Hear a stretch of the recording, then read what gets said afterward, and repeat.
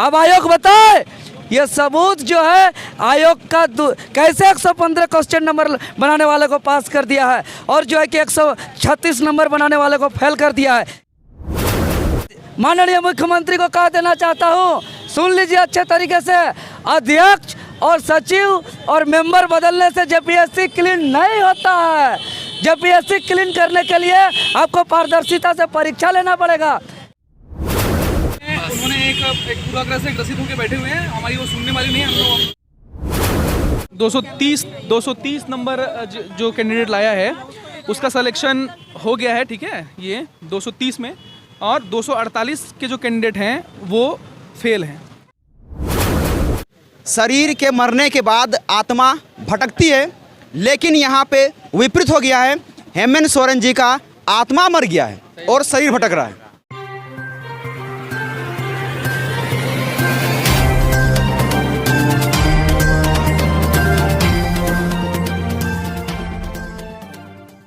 शरीर के मरने के बाद आत्मा भटकती है, लेकिन यहाँ पे विपरीत हो गया है।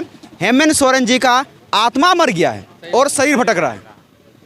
देखिए, भाइयों का कर जिसने झारखंड को लूटा है, रोजगार के नाम पर युवाओं को कूटा है। कहता था राज्य में अच्छे दिन लाऊंगा, अच्छे दिन आए मगर किसके ना बताऊंगा। बेरोजगारी की दर अब तो बेशुमार बढ़ गए, 20 साल में जो ना हुआ जेएमएम कांग्रेस कर गए। मेहनत का सीट अब 25 लाख में बिकता है, मेहनत का सीट अब 25 लाख में बिकता है। रघुवर की गलती है जेएमएम वाला लिखता है। बिकता है नेपोटिज्म में सीटें अब बिकता है। मीडिया को ना सरकार की नाकामी दिखता है। धर्म के नाम पर बांटते हैं, धर्म के नाम पर काटते हैं। इज्जत और ईमान बेच के जूते वो चाटते हैं। कमल वाली पार्टी तो कलम से डरती है, सदन में मंदिर के लिए पक्ष से लड़ती है। हर चुनावी दौरे में विकास की बातें करते हैं, रोजगार की बात करें तो बहरे क्यों हो जाते हैं। रोजगार मांगने वाले को धमकाते हैं जेल में, सदन चढ़े अनपढ़ सत्ता के खेल में। मूलवासी खुद को कहते हैं पर खुद बाहरी के हाथ में है। एसटी एससी ओबीसी इनके हर एक बात में है, हाथ में है। मीडिया इनके हाथ में है, शिक्षक हो या युवा हर कोई फुटपाथ में है। सत्ता के नशे में आज हेमंत सोरेन चूर है। विकास की करे बात राज्य रोजगार से दूर है। इतिहास रचे तो कोई इतिहास मिटाता है, राज्य चलाना ना आए तो जुबान चला जाता है। डेमोक्रेसी इज डेड, अब तो ब्यूरोक्रेसी ही चल रही है। बेरोजगारी की आग में राज्य हमारी जल रही है। पोस्टिंगबाजी के खेल में धन को करते हैं हाइड। रोजगार के बेरोजगारी डर से युवा करते हैं सुसाइड। अपना कहकर हेमंत ने झारखंड को लूटा है, रोजगार के नाम पर युवाओं को कूटा है। ये जो मैंने आप सबके सामने जो रैप सॉन्ग प्रस्तुत किया है, इससे साफ जाहिर हो रहा है कि ये गुस्सा, ये जो आक्रोश आप देख रहे हैं, ये सिर्फ मेरा नहीं है बल्कि झारखंड के उन तमाम युवाओं का है जिनके साथ इतना ज़्यादा सौतेला व्यवहार किया है आपने। जहाँ हमारे माननीय मुख्यमंत्री कितने पढ़े लिखे, कितने जुझारू, कर्मठ और कितने नैतिक वाले इंसान हैं, उन्हें गर्व होता है कि झारखंड में इतने ज़्यादा लोग बेरोजगार हैं। उन्होंने अपने एक पर्सनल इंटरव्यू में कहा था कि मुझे गर्व होता है, मुझे गर्व है अपने झारखंड वासियों पे कि झारखंड वासी ने एक साथ 2,47,000 एग्ज़ाम दिए हैं और 5 लाख के आसपास फॉर्म भरा है। ये गर्व है झारखंड के लिए कि इतना ज़्यादा फॉर्म आज तक से पूरे भारत में कहीं नहीं भरा गया है। और बताइए कि बेरोजगारी के दर जितना बढ़ता है उतना हेमंत सोरेन को गर्व महसूस होता है। तो इसी चीज़ को मैं आपके सामने प्रस्तुत कर दे रहा हूँ। जो आपने प्रमाण दिखाया है, क्या वो प्रमाण है, हम लोग को विस्तार से बताइए। बहुत सारे प्रमाण हैं, जिसमें सबसे बड़ा प्रमाण ये है कि 230 नंबर जो कैंडिडेट लाया है उसका सिलेक्शन हो गया है, ठीक है, ये 230 में, और 248 के जो कैंडिडेट हैं वो फेल हैं। ये 248 का कैंडिडेट है सेम कैटेगरी में। और सबसे बड़ी बात कि वही कैंडिडेट है जिसका क्रम वाइज लोहरदगा जो सेंटर पड़ा था वहाँ का ये कैंडिडेट है, ठीक है।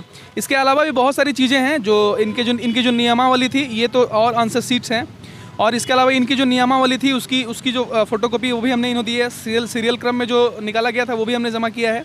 इसके अलावा भी जो सीरियल क्रम में है 1-1, 2-2 के फासले में, वो भी हमने दिखाया। खैर इसे तो उन्होंने निराधार बताया और इसे हम आधार मानते भी नहीं, लेकिन फिर भी हमने डाल दिया था। इसके अलावा भी ये तो परीक्षा परिणाम है, परीक्षा परिणाम है। और इसमें आप देखेंगे जो उनका जो नियमावली था कार्मिक विभाग का, जो उन्होंने निकाला था, और ये जो कट ऑफ मार्क्स जो था पहले जारी किया गया है वो भी हमने दिया है, चौथा और पांचवा जेपीएससी का। इसके अलावा ये जो नियमावली उन्होंने निकाला था कार्मिक विभाग का, वो भी हमने जमा किया है, और बहुत सारे एविडेंस हैं और आएंगे भी, और धीरे धीरे हम इनको कलेक्ट करना शुरू कर रहे हैं। ये पूरी की पूरी नियमावली है और ये स्टूडेंट का साइन है। आपने आयोग में जाके बात किया तो आप लोगों को क्या क्या आश्वासन मिला और क्या लगता है कि उनकी तरफ से कुछ आप लोग के लिए कुछ मदद मिलेगी? देखिए, हमको बात करने से ये लगा कि विभाग जो है वो एक माइंडसेट करके बैठा हुआ है कि उन्होंने जो किया है सही किया है, कोई त्रुटि नहीं हुई है और परीक्षा ससमय होगी। तो इसलिए हम लोगों को अब आंदोलन जो है वो तेज़ करने की ज़रूरत है। 23 तारीख को उन्होंने कहा है कि 23 तारीख को हम चेयरमैन से मिलाएंगे, चूँकि सेक्रेटरी से मिला हम लोगों ने, अनुपस्थित थे चेयरमैन साहब। तो 23 तारीख को उन्होंने समय दे रखा है, 23 को हमारी मीटिंग होगी। 23 को एक महाजुटान भी है हमारे सारे विद्यार्थियों का, जो भी कैंडिडेट्स हैं, सिर्फ कैंडिडेट्स नहीं, जो भावी जो अभ्यर्थी हैं, जो सपना देखते हैं कि झारखंड राज्य में कुछ नौकरी करें, अपने माँ बाप का नाम रोशन करें, अपने संघर्ष को विराम दे, अपने माँ बाप को आराम दे, उन तमाम विद्यार्थियों से मैं आपके चैनल के माध्यम से गुजारिश करना चाहूँगा कि 23 तारीख को JPSC ऑफिस के बाहर 10 बजे ज़रूर पहुँचें। 12 बजे हमारा मीटिंग है, 10 बजे तक सारे लोग पहुंच जाएं। ये स्टूडेंट का महाजुटान है, झारखंड का सबसे बड़ा आंदोलन होना चाहिए, क्योंकि ये बहुत बड़ी बात है किसी भी विद्यार्थी के लिए, किसी भी अभ्यर्थी के लिए बहुत बड़ी बात है। आगामी जो परीक्षाएं हैं उसकी भी जो क्या बोले रणनीति है वो इससे तय होगी। आगे की जो परिपाटी ये जो बनेगी वो हमेशा के लिए बनेगा, और झारखंड के लोग, झारखंड के सत्ता लोग, झारखंड के जो आला कमान है, जो ब्यूरोक्रेट्स हैं, वो तमाम लोग समझ जाएँ कि अब यहाँ भाई भतीजावाद, फीताशाही नहीं चलेगी। यहाँ का स्टूडेंट सजग हो चुका है, यहाँ का स्टूडेंट अपने अधिकारों के प्रति सड़कों पर मुखर है, और आगे से कोई धांधली नहीं होगी। वो चेयरमैन से मुलाकात होगी, और जो हमने पॉइंट्स गिनाए हैं उस पर उन्होंने कहा है कि स्पष्टीकरण देंगे, क्योंकि 22 को उनकी बैठक है चेयरमैन के साथ। तो 22 को जो हमने जो पॉइंट्स रखे हैं वो सेक्रेटरी साहब चेयरमैन को देंगे, उनकी अपनी प्रक्रिया है। बाकी 23 को हम उम्मीद कर रहे हैं कि कुछ सकारात्मक बातें हों चेयरमैन के साथ, और जो हमारी जो असंतुष्टि है वो हमारे सामने मतलब हमें संतुष्ट करने की जो कोशिश है वो विभाग करेगा, आयोग करेगा, हम ऐसा उम्मीद करते हैं।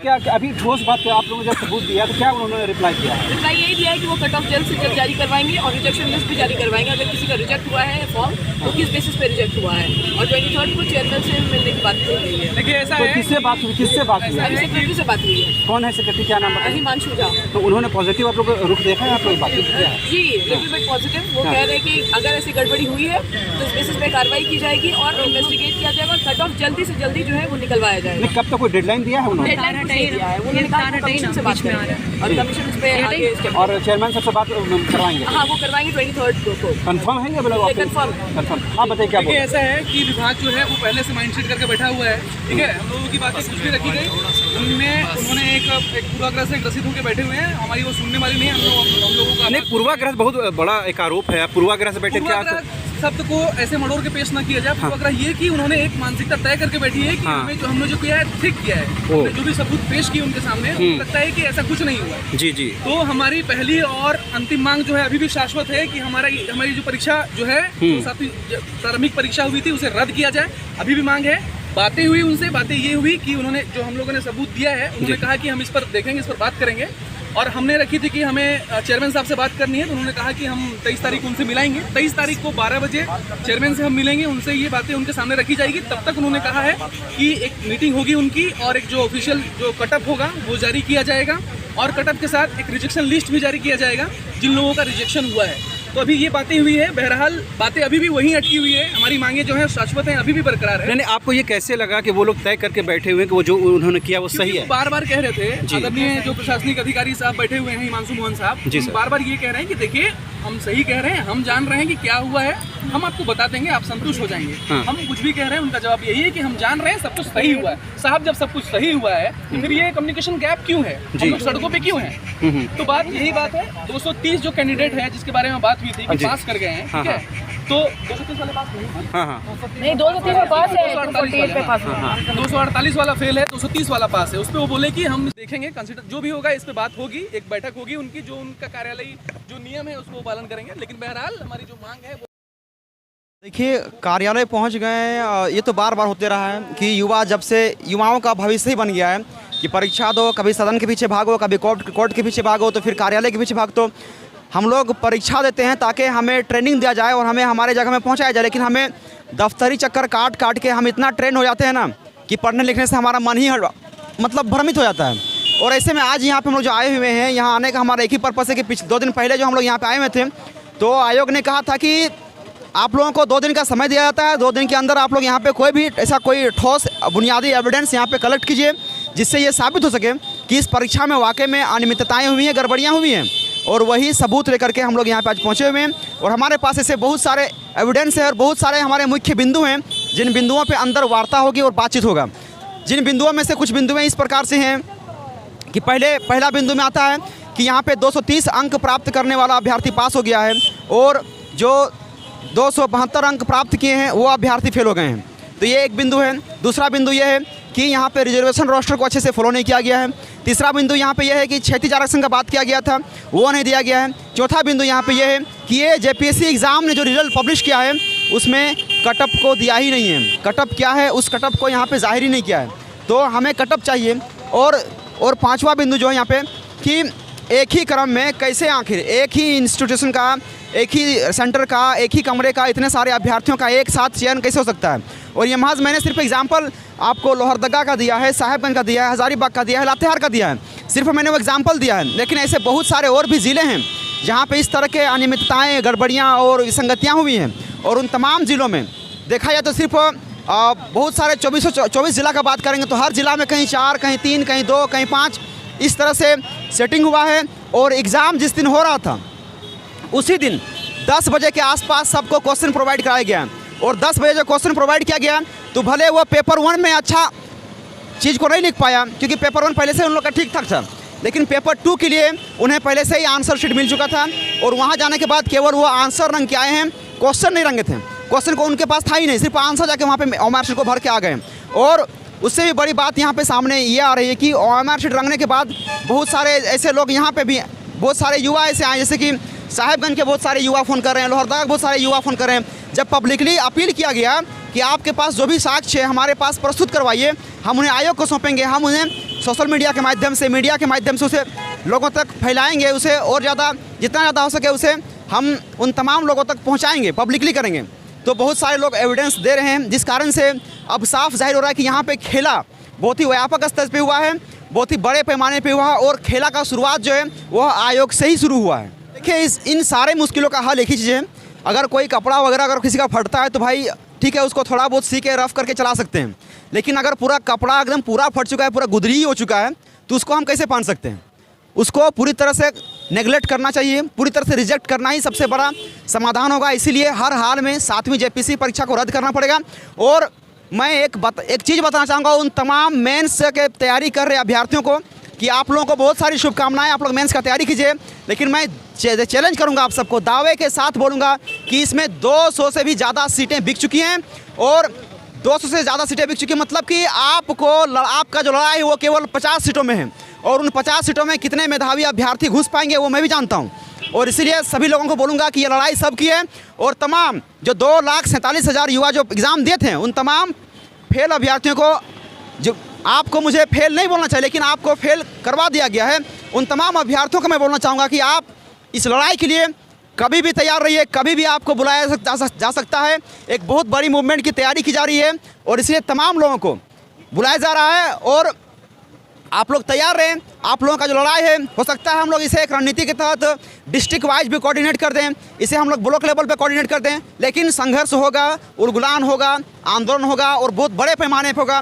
क्योंकि इस तरह के स्वतंत्र स्वायत्त संस्थान को अगर बंद नहीं करेंगे भ्रष्टाचार को यहाँ से, क्योंकि यहीं से अधिकारी बनते हैं लोग, अगर यहीं से भ्रष्टाचार का जड़ शुरू होगा तो बताइए यहाँ का हर एक युवा जो भी भ्रष्टाचार से लुप्त होकर के भ्रष्टाचार के माध्यम से जो यहाँ पे अधिकारी बनेगा वो प्रखंड में जाएगा, हर एक ब्लॉक में जाएगा। और राज्य का जो 4,443 ब्लॉक है, अगर हर एक ब्लॉक में इस तरह से अधिकारी पहुँचेंगे तो बताइए कि वहाँ पे कितना ज़्यादा वो कचरा फैलाएंगे, वहाँ पे कितना ज़्यादा वो करप्शन करेंगे। इसलिए सरकार से भी अनुरोध है कि जान लीजिए JPSC चोर है। अगर आपने स्वतः संज्ञान नहीं लिया, यहाँ पे तुरंत संज्ञान नहीं लिया तो आने वाले समय में आपको बहुत भारी परिणाम चुकाना पड़ सकता है। वो इसलिए ना क्योंकि JPSC जो है एक दुमुहिया सांप है। जान लीजिए सारे CM को मैं बोल रहा हूँ कि ये दुमुहिया सांप है। पिछले बार भी ऐसा हुआ था, रघुवर दास ने भी इस सांप को छेड़ने का कोशिश किया था और झारखंड के युवाओं ने उसे डंक मारा था।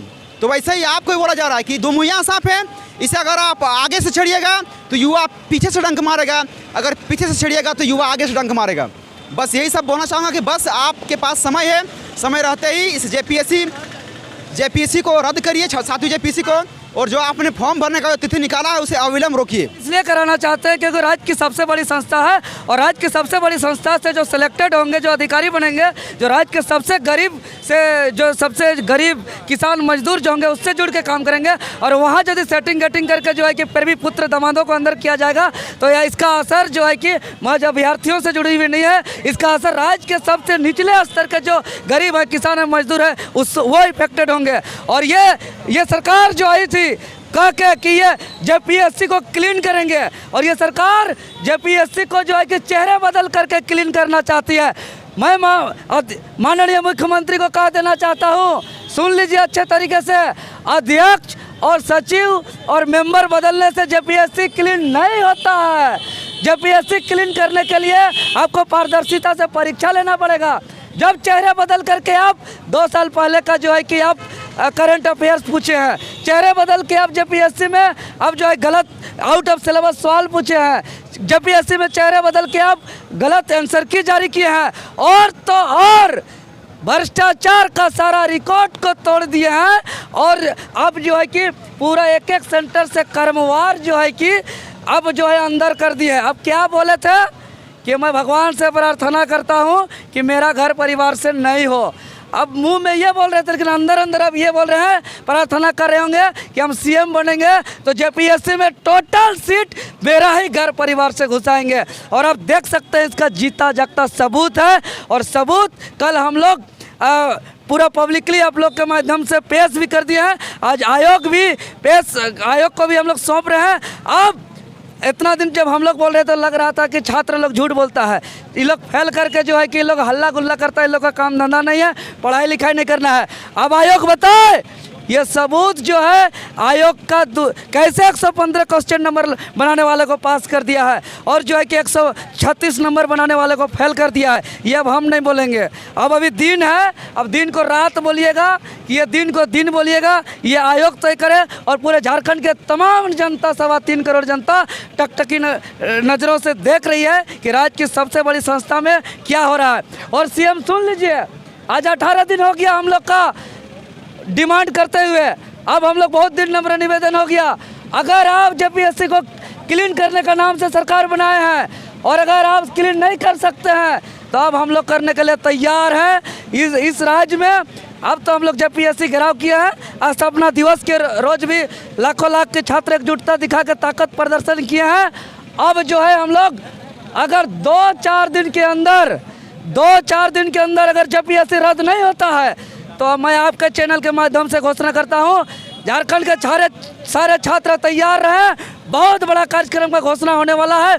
और अब हम लोग मुख्यमंत्री आवास को घेरेंगे और मुख्यमंत्री का हुड़का जाम कर देंगे, और तो पर भी नहीं होगा तब झारखंड बंद होगा और झारखंड का सारे सड़कों को हम लोग सुनसान कर देंगे। लेकिन यह छात्र अब अन्याय बर्दाश्त नहीं करेंगे।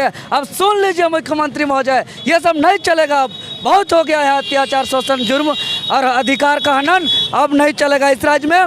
यह जेपीएससी रद्द मतलब रद्द।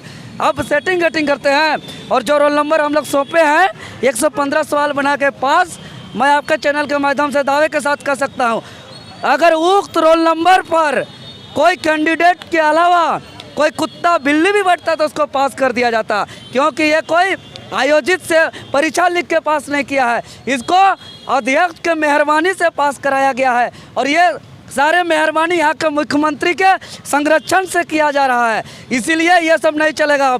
अब जो है कि हम लोग इसको ख़त्म करके रहेंगे। प्रूफ सौंप दिए, अब रद्द करिए, नहीं तो बताइए ये प्रूफ कहाँ गलत है। हम लोग बोलते हैं तो लगता है चलिए हम लोग कुछ भी बोल रहे हैं, हमारा बात मत मानिए, सबूत का बात मानिए। और ये सबूत आयोग का ही जो है कि सारा ये सबूत है। अब ये आयोग का सबूत को आयोग मानती है कि नहीं मानती है ये वक्त बताएगा। और हम तो डिमांड कर रहे हैं कि एकदम आज शाम तक में अभी सबूत पेश किया गया, आज शाम तक में रद्द हो जाए, और रद्द नहीं होता तो मैं तो घोषणा कर दिया हूँ, आगे अब मुख्यमंत्री का हम लोग हुड़का जाम करने वाले हैं, क्योंकि सारा खेल यह मुख्यमंत्री का संरक्षण से हो रहा है। ऐसे मुख्यमंत्री को हम लोग कुर्सी से भी उतारने का काम करेंगे। अब हम लोग ज़्यादा आग्रह निवेदन से हम लोग अब ये छात्र आक्रोशित होते जा रहे हैं, क्योंकि एक सहन शक्ति का भी सीमा होता है। अब जो है कि अति करते जा रहे हैं। पहला दूसरा जेपीएससी देखिए जो है कि पूरी तरह घरे बैठे लिखा दिया। अभी तक जांचें चल रहा है जेपीएससी का, और हम लोग को कहता है सबूत पेश करने के लिए। अरे भाई, राज्य की सबसे बड़ी जांच संस्था जो है सीबीआई, वो आज 20 साल से जांच कर रहा है पहला दूसरा जेपीएससी का, आज तक जो है कि जांच पेश नहीं कर पाया है। चौथा में स्केलिंग कर दिया, पांचवा में आरक्षण खत्म कर दिया, छठा में हिंदी इंग्लिश क्वालिफाइंग को जोड़ दिया, और सातवां में तो पूरा घर परिवार को सेट कर लिया। तो इसके लिए राज्य का गठन नहीं हुआ है, इसके लिए जेपीएससी का गठन नहीं हुआ है। जेपीएससी का गठन और राज्य का गठन इसलिए हुआ है कि यहाँ के पढ़ने लिखने मेहनत करने वाले किसान मजदूर जो जल जंगल ज़मीन में काम करते हैं, जो रिक्शा कुली का काम करते हैं, जो ऑटो रिक्शा चलाते हैं, वो भी उसके भी बाल बच्चे जो है कि इस राज्य का पदाधिकारी बने। लेकिन ये लोग ये होने नहीं दिया जा रहा है। इसलिए ये जेपीएससी गठन और राज्य गठन के उद्देश्य अभी पूरा नहीं हो रहा, जिसको पूरा करने के लिए हम लोग घर से कफन बांध के निकले हैं, कमर कस के निकले हैं। जेपीएससी को हम लोग बैंड बजा देंगे, ईंट से ईंट बजा देंगे, बवाल होगा, जो है कि बुलगुलान होगा। अब जो है कि बहुत बड़ा आंदोलन होगा। अब झारखंड के माननीय मुख्यमंत्री को सबसे बड़ी दोषी मानते हैं, इसलिए कि आप इस देश के संरक्षण है। आप 18 दिन से मौन क्यों है? आप चुप्पी कब तोड़िएगा? आपको समझ में नहीं आ रहा है? आप कम से कम बोलिए कि क्या सच है, क्या झूठ है, जांच का विषय है, कुछ तो बात है। अब जो है कि पूरी तरह साइलेंट हो गए हैं। इसीलिए हेमंत सोरेन का चुप्पी से हम कह सकते हैं कि ये सारी गड़बड़ी उसके संरक्षण में हो रहा है। अगर ये नैतिक और न्यायिक मुख्यमंत्री होता तो आज तक वो बयान देते, लेकिन आज तक पूरी तरह साइलेंट है, शांत है। और यही साइलेंट और शांत हम लोग को दर्शाता है कि उसी का संरक्षण से सारा सेटिंग हो रहा है, और इसीलिए अमिताभ चौधरी को चयन करके बैठाया है अध्यक्ष का पद में।